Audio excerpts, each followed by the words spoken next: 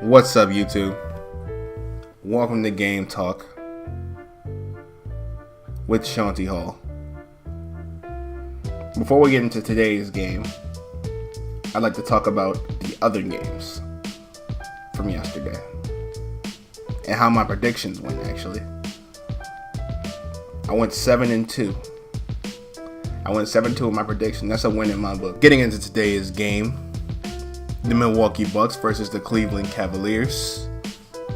Final score 116-97. Game leaders: LeBron James 24-5-8, Giannis Antetokounmpo 34-8-8. Crazy numbers put up in today's game. Crazy numbers. A lot of hype surrounding this game. Two MVP candidates, two 1-0 teams. Giannis versus LeBron.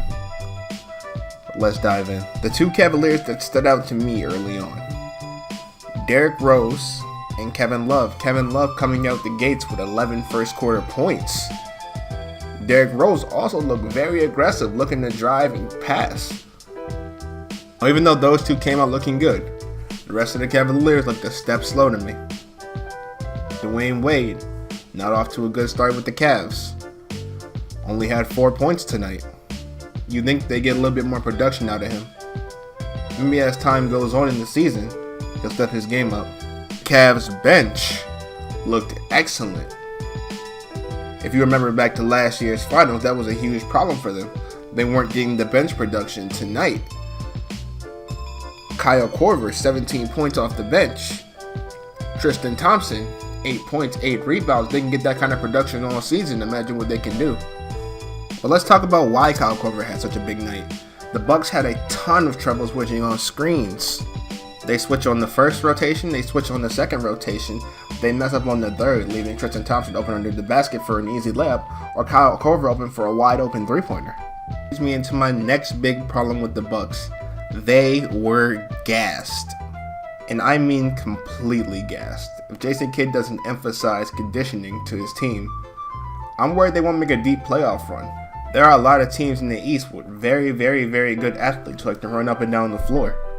The Bucks can't get tired like this. With all that being said, though, when they weren't tired, their team chemistry looked really, really, really good. They weren't hitting on their threes, but they were moving the ball and getting open looks at them. I think a huge part of why their team chemistry is so good, though, is because Jason Kidd does a very, very, very good job at developing his young players. Von Maker, Malcolm Brogdon, Jabari Parker, and Giannis Antetokounmpo. All these players have developed extremely well and even exceeded expectations, especially Giannis. For the second game in a row, he seemed unstoppable. Jay Crowder, one of the NBA's best defenders, couldn't do anything with him. His reach is so long, he's so tall and fast, that it's extremely difficult to guard him. If you ask me, we have the NBA's next MVP. And that's all the thoughts I have for you guys on the Cavs and the Bucks game. We're not done until we give our predictions for tonight's games. First up, we have the 76ers versus the Raptors. I'm picking the Raptors for that game. They're a veteran, more experienced team. They should win.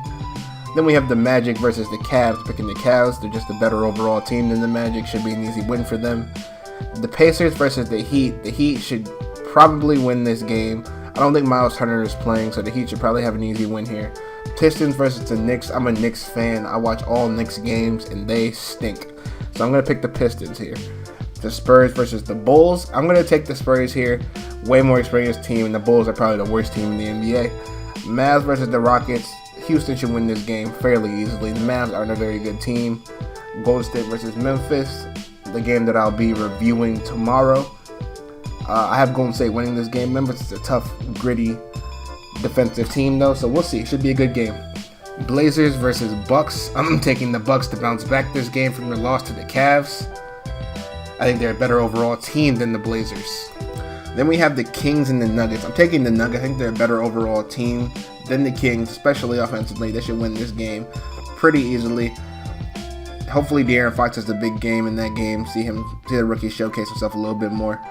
Jazz, Thunder. I'm taking the Thunder. The Jazz don't have the offensive talent to really compete with too many teams this year, it looks like. So I'm going to take the Thunder easily. Phoenix and the Clippers. Phoenix is bad, B-A-D, bad. The Clippers should take this game Real easy. So that's all I have for you guys today. If you enjoyed the video, like, comment, subscribe, and I will see you guys next time.